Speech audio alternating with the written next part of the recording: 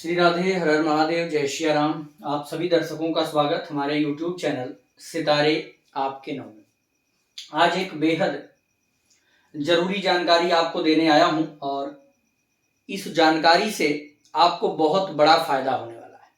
फायदा ये होगा कि जो हमारे पुराने लोग हैं, जो बुजुर्ग हैं, या कुछ ऐसे भी हमारे भाई बहन हैं जो हमें फोन करते हैं और कहते हैं गुरुजी हमारा तो कुछ भी नहीं पता है, कब पैदा हुए। चूंकि पहले के जमाने में लोग इस चीज को बहुत ज्यादा सीरियस नहीं लेते थे, परंतु अगर आपके जीवन का ना समय पता है, जब आप पैदा हुए तो क्या तारीख थी, कौन सा समय था, अगर अज्ञात है, बिल्कुल कोई जानकारी नहीं है, तो आप जिस परिवार में रहते हैं उसमें कोई तो ऐसा बच्चा भी अब के जमाने में पैदा हो रहा होगा जिसका पूरा डिटेल आपके पास होगा।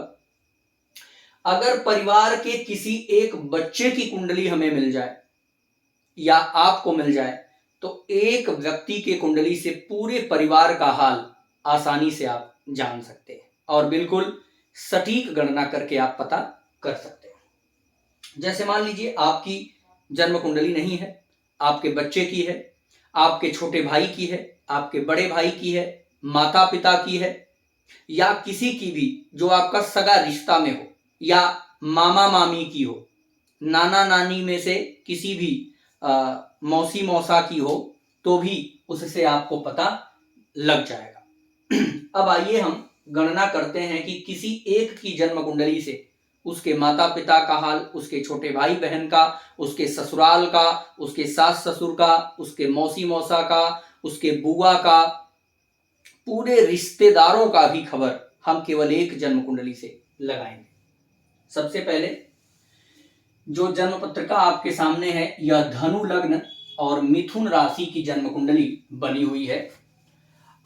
यह जिस जातक की जन्म कुंडली है, अगर उनके जीवन के बारे में जानना है तो बेहद आसान है, उनकी तो जन्म कुंडली है ही। सबसे पहले हम किसके बारे में जान सकते हैं? एक तो जिनकी कुंडली है उनके माता पिता, सास ससुर, पति या पत्नी, अगर पुरुष स्त्री है उस हिसाब से आप समझ जाएंगे, पति या पत्नी, फिर बच्चे, छोटे या बड़े भाई बहन,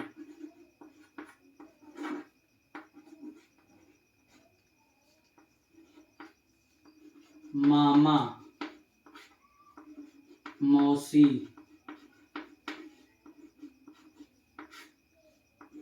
बुआ, साला साली, देवर, सभी रिश्तों का पता हम इस कुंडली से लगाएंगे और अगर कोई रिश्ता बच रहा हो तो उसकी भी जानकारी आप ले सकते हैं। ले लेते हैं, एक और है चाचा, माता पिता, सास ससुर, पति पत्नी, बच्चे, छोटे बड़े भाई बहन, मामा मौसी, बुआ, साला साली, देवर, चाचा, ननद, इन सभी का विचार अब हम एक जन्म कुंडली से करेंगे। सबसे पहले माता को लेते हैं। यह जिनकी जन्म कुंडली है, इनके माता का विचार हम कैसे करेंगे? सबसे पहले जन्म कुंडली का जो चतुर्थ भाव है, यहां से इस जातक के माता का विचार होगा और साथ ही में चंद्रमा से हम माता का विचार करेंगे। तो अगर इनके माता को हमें प्रेडिक्ट करना होगा तो एक तो जन्म कुंडली का 4th हाउस ले लेंगे और उस जन्म कुंडली में स्थित चंद्रमा को हम देख लेंगे। तो जैसे ही माता का विचार करना होगा, इसको हम लग्न मान लेंगे। जैसे यहां पर इसको लग्न मानते हैं तो वैसे ही माता की कुंडली के लिए इस पूरे भाव को हम यहां रख देंगे। समझिएगा, तुरंत अगर इनके मां का हमें विचार करना हो तो देखिए एक छोटा सा उदाहरण देता हूं, यही सारे रिश्ते पर लगेगा।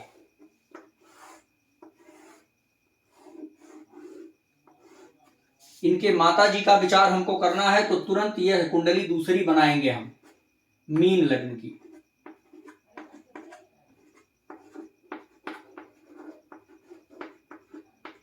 ये देखिए मीन लग्न की कुंडली बन गई। अब जो ग्रह जहां बैठा है, मीन लग्न में कौन सा ग्रह है, मंगल है, तो मंगल को यहां बिठा देंगे। और फिर जो है मेष राशि में कौन है, यहां पर शनि केतु है, तो इनको यहां बिठा देंगे। इस हिसाब से हम तुरंत माता के जीवन के लिए चार्ट तुरंत ही निर्माण करेंगे और इस चार्ट से हम इनके माता का विचार कर सकते हैं। दूसरा हम लेंगे पिता का। पिता का विचार करने के लिए जातक के कुंडली का नवम भाव, कुंडली का नवम भाव इन्वॉल्व होगा। नवम भाव को हम तुरंत लग्न बनाएंगे और जो प्लेसमेंट बन रही है उसी तरह से ग्रह को बिठा करके इनके पूरे पिता के जीवन को हम बताने लग जाएंगे।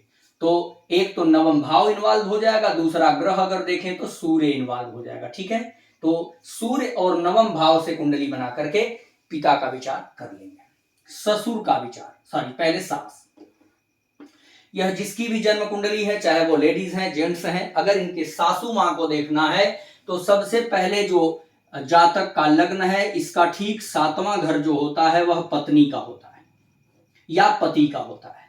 तो इससे चतुर्थ भाव यानी सप्तम से चतुर्थ देखेंगे तो 1 2 3 4 यानी इस जातक के कुंडली का 10वां घर, 10वां घर जो होगा यह इनके सास को प्रदर्शित करता होगा, यानी 10वें घर को हम तुरंत लग्न बना लेंगे।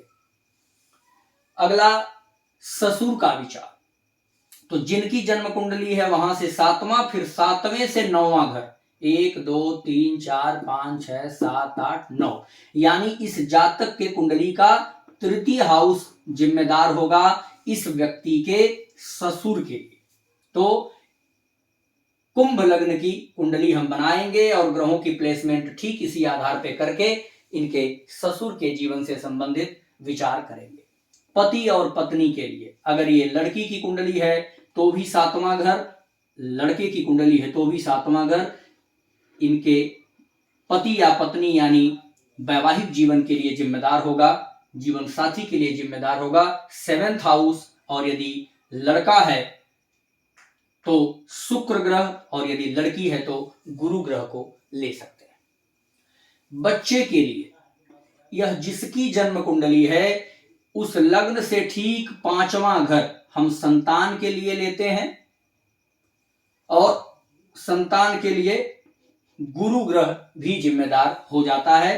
5म हाउस को लेकर के इसी की कुंडली हम बना लेंगे, यानी तुरंत जो जन्म कुंडली बनेगी वह मेष लग्न की बन जाएगी। छोटे बड़े भाई बहन का विचार कैसे होगा, सबसे पहले देखिए जन्म कुंडली के